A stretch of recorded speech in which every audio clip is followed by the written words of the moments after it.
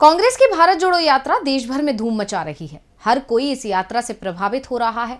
जिन राज्यों से यात्रा गुजर चुकी है वहां तो यात्रा का असर है ही, लेकिन जिन राज्यों में यात्रा पहुंचने वाली है उन राज्यों में भी यात्रा का असर दिखना शुरू हो गया है। 9 दिन के ब्रेक के बाद यात्रा 3 जनवरी को यूपी में प्रवेश करेगी और यात्रा के यूपी में पहुंचने से पहले ही राज्य की राजनीति में हलचल मच गई है, जो बता रही है कि यात्रा यूपी की राजनीति में बहुत बड़ा बदलाव ला सकती है। तो यूपी में भारत जोड़ो यात्रा ने कैसे मचाई हलचल? यात्रा के जरिए विपक्ष को एकजुट करने की कोशिश में है कांग्रेस। बीजेपी में सेंधमारी कर रही है कांग्रेस। कितने दलों को कांग्रेस ने भेजा यात्रा का न्योता और विपक्षी दलों ने क्यों बनाई यात्रा से दूरी? कांग्रेस की भारत जोड़ो यात्रा 3 जनवरी को यूपी में प्रवेश कर रही है। ऐसे में यात्रा को लेकर कांग्रेस की तैयारियों ने इन सवालों को हवा दी है। नमस्कार, मैं हूं अंशिता श्रीवास्तव। आइए जानते हैं कि यूपी में यात्रा के सहारे क्या है कांग्रेस का प्लान। कांग्रेस की भारत जोड़ो यात्रा 7 सितंबर को कन्याकुमारी से शुरू हुई थी और इसे जम्मू कश्मीर पहुंचकर समाप्त होना है। कांग्रेस नेताओं की कोशिश है कि 26 जनवरी की सुबह यात्रा अपने अंतिम पड़ाव पर पहुंच जाए, जहां राहुल गांधी देश के गणतंत्र दिवस के अवसर पर राष्ट्रीय ध्वज फहराएं, जिसे लेकर यह यात्रा चल रही है। ऐसे में अब तक 2800 किलोमीटर से ज्यादा का सफर तय करते हुए यात्रा 24 दिसंबर को दिल्ली पहुंची है और दिल्ली पहुंचने के बाद यात्रा 9 दिनों के विश्राम पर है। हालांकि राहुल गांधी लगातार सक्रिय बने हुए हैं। जहां सोमवार को राहुल देश के तमाम महापुरुषों को उनके समाधि स्थलों पर श्रद्धांजलि देने पहुंचे थे, तो वहीं कल यानी मंगलवार को भी राहुल दिल्ली के मार्केट में अपनी भांजी के साथ नजर आए थे। यानी साफ है कि राहुल लगातार सक्रिय हैं और जनता से अपना संपर्क टूटने नहीं देना चाहते। यही वजह है कि विश्राम के दिनों में भी राहुल एक्टिव हैं। इधर राहुल एक्टिव हैं तो वहीं कांग्रेस भी यूपी में अपनी तैयारियों को रफ्तार दे रही है और कांग्रेस की इन तैयारियों ने राज्य की सियासत में हलचल मचा दी है। यूपी में भारत जोड़ो यात्रा 3 जनवरी को प्रवेश करेगी। यूपी में यात्रा का रोड मैप भी तैयार हो गया है। अब सवाल ये है कि ये यात्रा अब तक 9 राज्यों में सफर तय कर चुकी है, लेकिन किसी भी राज्य का सियासी पारा इतना चढ़ा हुआ नहीं था। लेकिन उत्तर प्रदेश में यात्रा के पहुंचने से पहले इतना हंगामा आखिर क्यों मच गया है? क्यों राज्य में इतनी हलचल पैदा हो गई है? क्या इस राज्य में कांग्रेस एक तीर से कई निशाने लगाने की फिराक में है? हम ऐसा इसलिए कह रहे हैं क्योंकि राहुल गांधी की भारत जोड़ो यात्रा के लिए उत्तर प्रदेश कांग्रेस कमेटी अलग अलग क्षेत्रों में काम कर रहे सामाजिक संगठनों को आमंत्रण पत्र भेज रही है। यहां तक तो ठीक है, लेकिन सबसे हैरान करने वाली बात यह है कि उत्तर प्रदेश में कांग्रेस ने विपक्षी दलों को भी यात्रा में शामिल होने का न्योता दिया। अब कांग्रेस के इसी न्योते ने राज्य में हलचल पैदा कर दी है। दरअसल कांग्रेस की प्रदेश कमेटी ने पूर्व मुख्यमंत्री और बहुजन समाज पार्टी की अध्यक्ष मायावती, समाजवादी पार्टी के अध्यक्ष और पूर्व मुख्यमंत्री अखिलेश यादव, विधायक एवं पूर्व मंत्री शिवपाल यादव, राष्ट्रीय लोकदल के अध्यक्ष एवं सांसद जयंत चौधरी, सुहेलदेव, भारतीय समाज पार्टी के अध्यक्ष ओम प्रकाश राजभर, भारतीय कम्युनिस्ट पार्टी सीपीआई के राष्ट्रीय सचिव अतुल अंजान, बसपा के बड़े नेता सतीश चंद्र मिश्र सहित तमाम विपक्षी दलों के नेताओं को यात्रा में शामिल होने के लिए निमंत्रण भेजा है। यानी यात्रा के बहाने कांग्रेस विपक्षी दलों को एकजुट करने की कोशिश में है। कांग्रेस ने अपनी तरफ से पूरी कोशिश की कि बीजेपी के खिलाफ विपक्ष एकजुट हो जाएगा और नफरत की जिस राजनीति को हराने की कोशिश राहुल गांधी कर रहे हैं, उसमें पूरा विपक्ष एक छतरी के नीचे खड़ा दिखाई दे। लेकिन यूपी के राजनीतिक दलों को बीजेपी को हराने से ज्यादा चिंता अपने वजूद को बचाने की दिखाई दे रही है।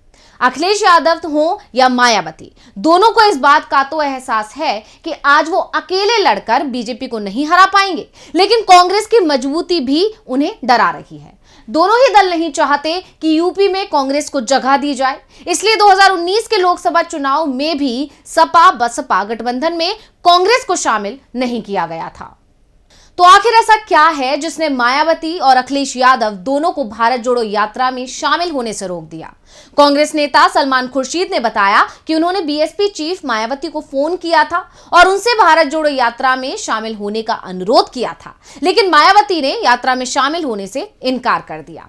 दरअसल मायावती के इनकार करने की 2 वजह बताई जा रही हैं, जिसमें पहली वजह है भारत जोड़ो यात्रा के चलते कांग्रेस को मिल रही मजबूती। कांग्रेस के दलित आधार को बीएसपी ने अपने पाले में किया और खुद को यूपी में मजबूत बनाया। अब अगर कांग्रेस यूपी में मजबूत हो रही है तो मायावती को अपने वोट बैंक की चिंता सबसे ज्यादा हो रही है और कुछ ऐसा ही सपा के साथ होते दिखाई दे रहा है। 1992 में अयोध्या की घटना से पहले यूपी में मुस्लिम वोट कांग्रेस को ही मिलता रहा था, लेकिन अयोध्या मामले के बाद से मुस्लिम कांग्रेस से नाराज हो गया। उसकी नाराजगी मुख्य रूप से उस समय के प्रधानमंत्री पीवी नरसिम्हा राव को लेकर थी, जो अयोध्या में मस्जिद की सुरक्षा नहीं कर पाए। लेकिन नुकसान कांग्रेस को हुआ और मुसलमान वोट का बड़ा हिस्सा सपा की ओर चला गया और बचा हुआ हिस्सा बीएसपी के साथ चला गया। लेकिन अब मुसलमानों की नाराजगी भी कांग्रेस से पूरी तरह से समाप्त हो गई है और वो कांग्रेस को वोट देने के लिए तैयार है। यूपी में सपा और बसपा को मुसलमानों का वोट तो मिला, लेकिन उन्हें सत्ता में हिस्सेदारी इन पार्टियों ने नहीं दी। दलित और मुसलमान कांग्रेस में वापस लौटता है तो सवर्ण वोट भी कांग्रेस के पाले में आ सकता है, यानी कांग्रेस यूपी में मजबूत होगी तो नुकसान सपा और बसपा का ही नहीं, बीजेपी का भी होगा। और ये तीनों कांग्रेस की मजबूती से डर रहे हैं। कांग्रेस पूरी कोशिश कर रही है कि विपक्षी एकता कायम हो और अब तक भारत जोड़ो यात्रा जिस राज्य में गुजरी वहां के बीजेपी विरोधी दलों का साथ कांग्रेस को मिला, लेकिन दूसरी पार्टियों को राहुल गांधी और कांग्रेस से ही डर लग रहा है। वैसे यात्रा का न्योता सिर्फ सपा चीफ अखिलेश यादव और बसपा चीफ मायावती को ही नहीं भेजा गया, बल्कि सुबह सपा प्रमुख ओपी राजभर और आरएलडी चीफ जयंत चौधरी को भी यात्रा का न्योता दिया गया। बीजेपी के दिग्गज नेता और पूर्व डिप्टी सीएम दिनेश शर्मा को भी भारत जोड़ो यात्रा का निमंत्रण दिया गया था। दिनेश शर्मा ने तो निमंत्रण की खबर मिलते ही साफ कर दिया कि वो इसमें शामिल नहीं होंगे और जयंत चौधरी की पार्टी का सपा से गठबंधन है और उनके फैसले के पीछे सपा का दबाव भी बताया जा रहा है। लेकिन ओपी राजभर ने अभी तक अपने पत्ते नहीं खोले हैं। उन्होंने कहा कि यात्रा में शामिल होने या ना होने का फैसला वो पार्टी नेताओं से चर्चा के बाद लेंगे। इसके लिए उन्होंने पार्टी पदाधिकारियों की 30 दिसंबर को बैठक बुलाई है। 30 दिसंबर को वो साफ कर देंगे कि भारत जोड़ो यात्रा में सुबह सपा शामिल होगी या नहीं। फिलहाल कांग्रेस यूपी में यात्रा के स्वागत की तैयारियों में जुटी हुई है। अब विपक्षी दलों के यात्रा से दूरी बनाने के और क्या कारण हो सकते हैं, ये तो वही जाने। लेकिन ये बात तो सच है कि राहुल की यूपी में सिर्फ एंट्री की खबर ने जब इतना तहलका मचा दिया है, तो जब भारत जोड़ो यात्रा प्रदेश में प्रवेश करेगी तो क्या आलम होगा। तो इसी के साथ मुझे दीजिए इजाजत, फिर हाजिर होंगे एक और स्पेशल रिपोर्ट के साथ। नमस्कार। हमारे चैनल से जुड़े रहने के लिए YouTube पर टाइप करें DB लाइव, सब्सक्राइब बटन को क्लिक करें और बेल आइकन को दबाना न भूलें ताकि खबरें आप तक पहुंचती रहें। देखते रहिए DB लाइव, क्योंकि यहाँ हैं खबरें लगातार। हमारे चैनल से जुड़े रहने के लिए YouTube पर टाइप करें DB लाइव, सब्सक्राइब बटन को क्लिक करें और बेल आइकन को दबाना न भूलें ताकि खबरें आप तक पहुंचती रहें। देखते रहिए DB लाइव, क्योंकि यहाँ हैं खबरें लगातार।